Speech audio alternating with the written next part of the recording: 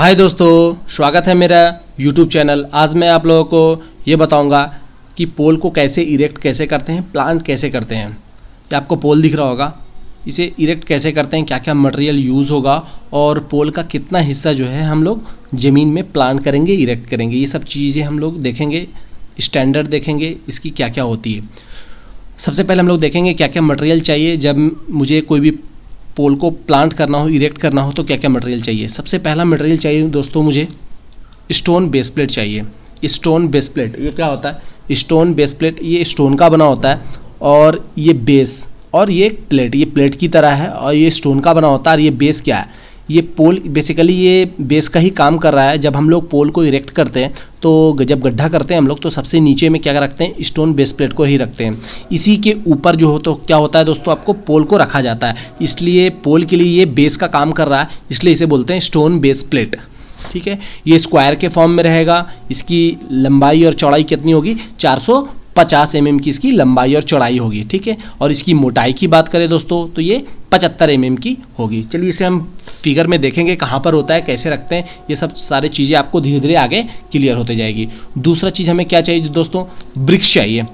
हमें ब्रिक्स चाहिए, छोटे छोटे पीस ब्रिक्स के चाहिए, हाफ से और कम थोड़ा, है ना, छोटे छोटे पीसेस चाहिए। कितना ब्रिक्स चाहिए वो भी मैं आपको आगे बताऊंगा। पहले आपको याद रखना है, दो चीज़ें मैं बता चुका हूँ। स्टोन बेस प्लेट चाहिए, ब्रिक्स चाहिए, उसके बाद मुझे एक बम्बू चाहिए, उसके बाद रोप रस्सी चाहिए। और रस्सी कितने मीटर का चाहिए, ये चीज़ें हैं। रस्सी जैसे अगर मैं 8 मीटर का अगर पोल आप सपोज इरेक्ट करने वाले हो, है ना, तो उसका डबल कर दो। 8 है तो 8 दूना 16 मीटर की रस्सी चाहिए मुझे। और रस्सी 16 मीटर की रस्सी कितनी चाहिए? 3 पीस चाहिए। 3 पीस कहाँ पे चाहिए, कैसे यूज़ करेंगे वो भी आगे चीज़ आपको क्लियर होगा। चलिए उसके बाद हम मुझे क्या चाहिए? एक पोल चाहिए, जो पोल गाड़ रहे हैं हम, चाहे 8 मीटर चाहे 9 मीटर। उसके बाद आपको क्या चाहिए? 8 से 10 लेबर चाहिए। उसके बाद आपको एक ट्रैक्टर चाहिए। ट्रैक्टर क्यों चाहिए? पोल को शिफ्ट करने के लिए। सपोज आपका पोल जो है डंप किया हुआ है रोड के पास और आप किसी मोहल्ले में काम करा रहे हो, वहाँ पर गड्ढा आपने किया तो आपको पोल को शिफ्ट करना होगा। रोड के पास से वहाँ से पोल आपको गड्ढे के पास शिफ्ट करना होगा। तो ट्रैक्टर के हेल्प से हम लोग क्या करेंगे? पोल को शिफ्ट करेंगे। पोल को कहाँ पर रखते हैं ये देखिए, मैं दिखाता हूँ। जहाँ पर ट्रैक्टर की ट्रॉली होती है, ट्रैक्टर हो गया आपका। उसके बाद ट्रॉली होती है, यहाँ पर ज्वाइंटर होता है ना, तो ये बिना ट्रॉली वाली ट्रैक्टर को लेना है। उसके बाद आप देखो यहाँ पर पोल के पास क्या होते हैं? होल्स होते हैं कि नहीं होते हैं? तो होल्स होते हैं। तो यहाँ पर भी ज्वाइंटर के पास होल होते हैं, तो उसके सीधा में रख के और यहाँ पर एक रॉड डाल देंगे तो वो चीज़ें क्या होगी? वहाँ पर फंसी रहेगी। उसके बाद आप ट्रैक्टर से आप जहाँ पर शिफ्ट करना चाहो वहाँ पर शिफ्ट कर लोगे। अब देखिए दोस्तों, अब ये सबसे इंपॉर्टेंट चीज़ है। अब ये चीज़ आपको समझना है अच्छे तरीके से जो मैं बता रहा हूँ। 1/6 part of the pole will be erected. इसका मतलब क्या हो गया? एक डॉट ये आपको मैं क्लियर करना चाहूँगा कि आपको सपोज आपके पास 8 मीटर का पोल है, ठीक है। आप पहला क्वेश्चन ये है कि अगर आपके पास 8 मीटर पोल है तो उसका कितना हिस्सा ज़मीन के अंदर जाएगा, है ना। जैसे 8 मीटर है तो 8 मीटर में कितना हिस्सा जो है हम ज़मीन में हम लोग इरेक्ट करेंगे, डालेंगे। कितना करेंगे उससे क्या करें आप? अगर 8 मीटर का पोल है उसको 6 से डिवाइड कर दें, मतलब 1/6 पार्ट जो है आपका इरेक्ट होगा। ये इसका कंसेप्ट है, 1/6 पार्ट इरेक्ट होगा।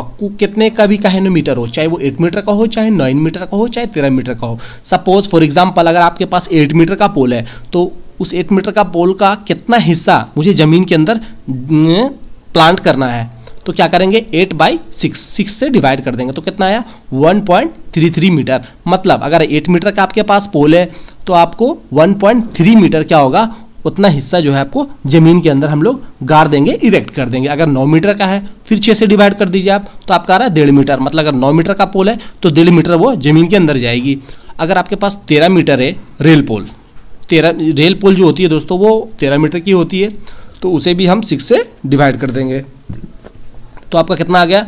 2.16 मीटर। मतलब 2.16 मीटर क्या करेंगे? उतना हिस्सा 13 मीटर का इतना ज़मीन के अंदर जाएगा। आपको समझ में आएगा होगा, ये बहुत ही इंपॉर्टेंट कंसेप्ट है। कहीं भी आप अगर आरी में कहीं काम कर रहे हो, कहीं इंटरव्यू में जाओगे तो ये सब सारे क्वेश्चन पूछे जाते हैं। चलिए अब आगे देखते हैं हम लोग। ये देखिए अब दूसरा सवाल, सपोज ये गड्ढा आपको दिख रहा होगा, ये पोल के लिए, बेसिकली ये पोल के लिए गड्ढा किया गया है। पहले मैंने क्या बात किया कि कितना पोल का कितना हिस्सा ज़मीन के अंदर जाएगा, है ना। ये मान लिया मैंने गड्ढा किया, अभी मैं बताऊंगा कितना डेप्थ होना चाहिए, कितना चौड़ाई होना चाहिए, ये चीज़ मैं क्लियर करूंगा।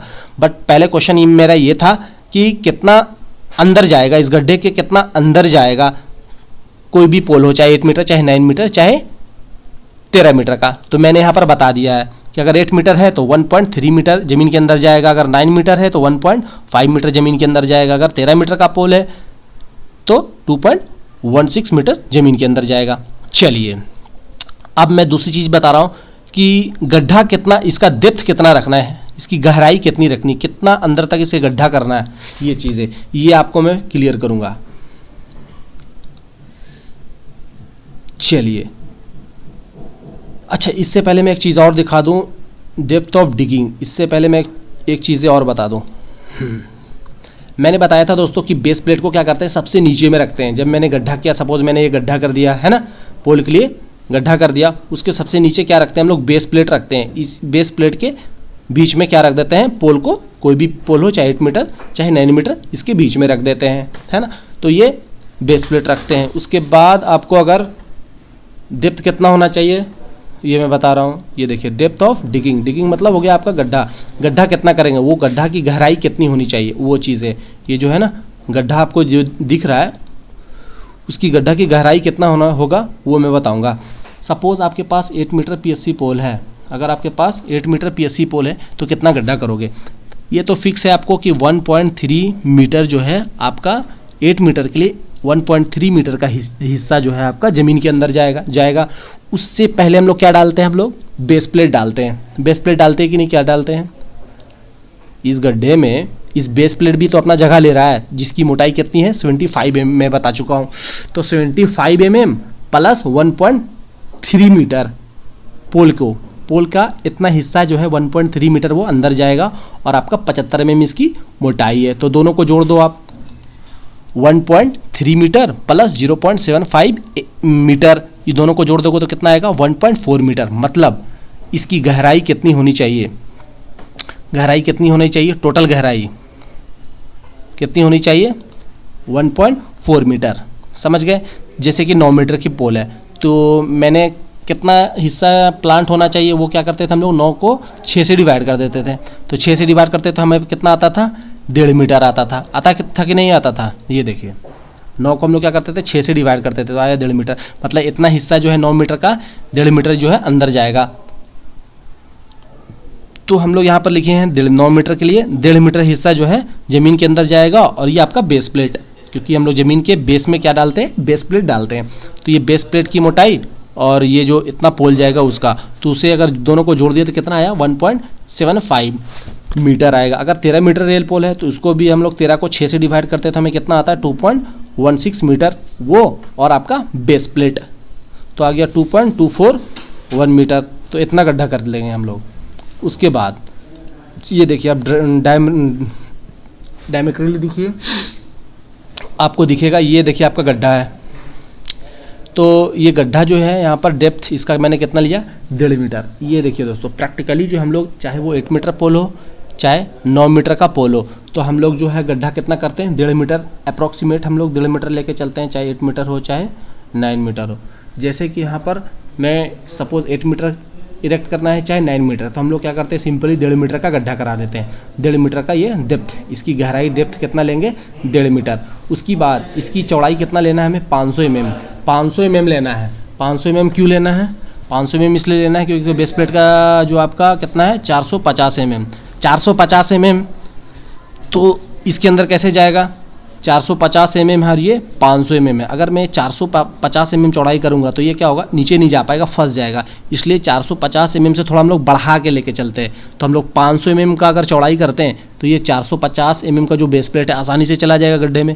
तो 400, तो हम लोग क्या करते हैं 500 mm की चौड़ाई रखते हैं और गहराई कितना रखते हैं 1.5 मीटर की। ठीक है, ये चीज़ें समझ में आ गई। आपका ये 75 mm का मोटाई प्लस ये आपका यहाँ से टॉप से लेके बॉटम तक अगर देखें तो हम लोग 1.5 मीटर नॉर्मली लेते हैं, जिसमें कि आपका बेस प्लेट भी आ गया। उसके बाद इसकी चौड़ाई कितनी लेनी है, 500 mm, ठीक है।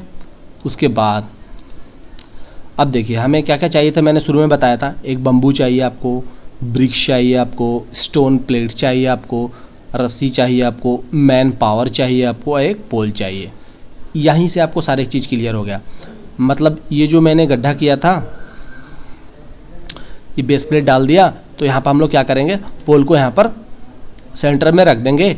उसके बाद क्या करेंगे, जब इसे हम इरेक्ट कर रहे होंगे तो जो रस्सी का इस्तेमाल करेंगे, जो मैंने बोला था 16 मीटर की रस्सी 3 चाहिए, एक इस छोर पे पकड़ेगी, एक इस छोर पे, एक इस छोर पे, मतलब 120 डिग्री एंगल करके तीनों कोना में पकड़ेंगे, ताकि पोल आपका बैलेंस में रहे, ताकि जो भी यहाँ पर इरेक्ट कर रहे हैं, जो भी आपका फील करेंगे, उसको दिक्कत ना हो, आसानी से वो सेंटर में बना रहे पोल आपका। फिर ले गए। उसके बाद हम लोग ईटा कितना डालना है, जैसे आपने गड्ढा किया 1.5 मीटर, तो याद रखना जितना मिट्टी डालेंगे और कितना मिट्टी डालेंगे और कितना ईटा डालेंगे, ये चीज़ है ना। तो ईटा जो है 60% डालेंगे और मिट्टी आपका 40% डालेंगे, इतना जान लीजिए आप कि 60% ईटा डालना है इस गड्ढे में और 40% मिट्टी। अब कैसे डालेंगे इसको, लेयर बाय लेयर डालेंगे। पहले मिट्टी डाला, उसके बाद फिर ईटा डालना है, फिर मिट्टी डालना है, फिर ईटा डालना है, लेयर बाय लेयर डालना है। उसके बाद इस बम्बू से इसको कंप्रेस करना है। क्यों कंप्रेस करना है, ताकि वो अच्छा से वो सेटल हो जाए। ताकि अगर हम ईटा नहीं डालें तो क्या होगा, ये भी क्वेश्चन, अगर ईटा नहीं डालें, सिर्फ मिट्टी, जो मिट्टी निकली उसी मिट्टी को डाल दिए तो क्या होगा। बरसात के मौसम में क्या होगा दोस्तों, कि ये जब ये थोड़ा सा वो धंस सकता है, तो धंसेगा तो क्या होगा, आपका पोल एंगल आपका ले लेगा, वो झुक जाएगा।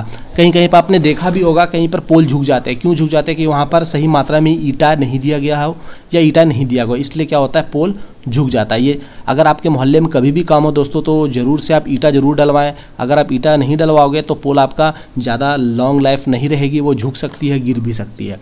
इसलिए ईटों को अच्छे से डलाना है और बम्बू से कंप्रेस कराना है, ताकि वो अच्छे से स्ट्रांगली खड़े रहे, अच्छे लॉन्ग लाइफ रहे, ये चीज़ें। तो आपको उम्मीद है दोस्तों क्लियर हो गया होगा। ये देखिए अंत तक हम लोग लेयर बाय लेयर करके डालते हैं और उसको बम्बू से प्रेस करके इसे लेवल में कर देते हैं। तो आपने सीख लिया होगा, मुझे उम्मीद है दोस्तों आपको समझ में आ गया होगा कि कैसे पोल को इरेक्ट करते हैं। अगर मेरा वीडियो आपको दोस्तों अच्छा लगा होगा तो प्लीज़ सब्सक्राइब और लाइक करना ना भूलें दोस्तों। नेक्स्ट वीडियो मैं जल्दी भेजूँगा, 2 से 3 दिनों में मैं बना के भेजूँगा। बहुत सारे टॉपिक है दोस्तों, मुझे सेलेक्ट करना पड़ता है कि किस टॉपिक पे बनाऊं। अगर आपके पास भी कोई टॉपिक है तो आप भेज सकते हो, मैं उस टॉपिक पे ज़रूर बना दूंगा वीडियो दोस्तों। Thank you for watching my video.